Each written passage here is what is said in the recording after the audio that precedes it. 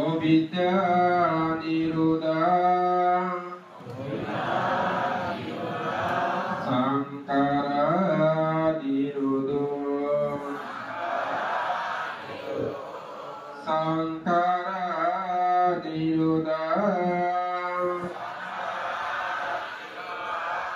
বিজ্ঞান নিরোধো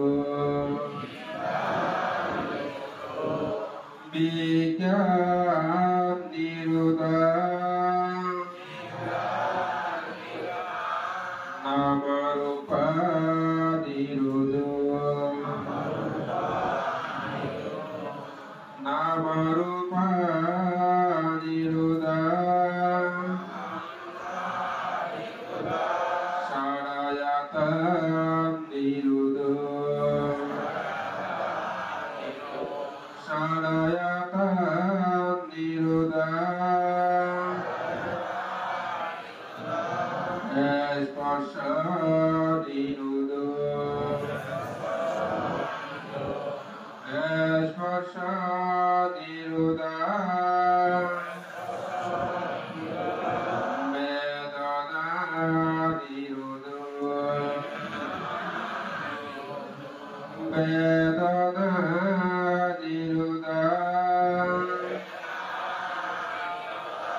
তৃষ্ণা নিরোধো তৃষ্ণা নিরোধা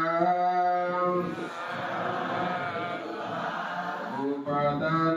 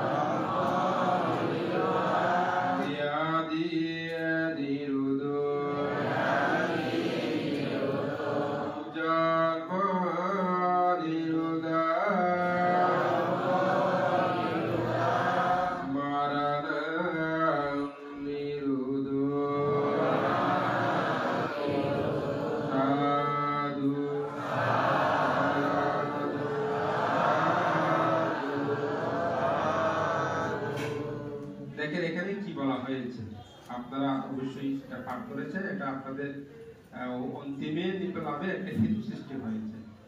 এখানে কি বলেছেন আপনারা? তো বলেছেন অবিদ্যা নিরোধা সংকারা নিরোধ।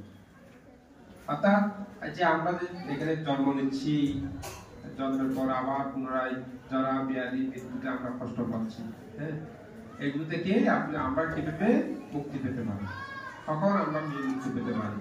বলা হচ্ছে অবিদ্যা নিরোধা সংকারা নিরোধ।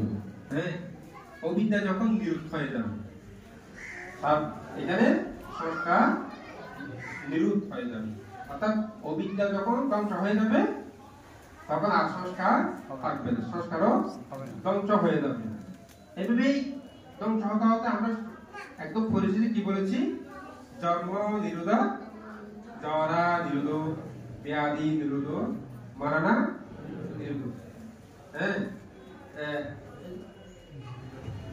এই যে অর্থাৎ যখন একের পর একটা ধ্বংস হয়ে যাবে, পরিশেষে এসে এটা জন্ম যখন নিরোধ হয়ে যাবে, তাহলে আর কোনো জরা ব্যাধি মৃত্যু এগুলো নাই। এখানে এই যে অবিদ্যা নিরোধা, অবিদ্যা কি জিনিস, এটা একটা কি রকম? অবিদ্যা মানে হচ্ছে কি? অজ্ঞানতা।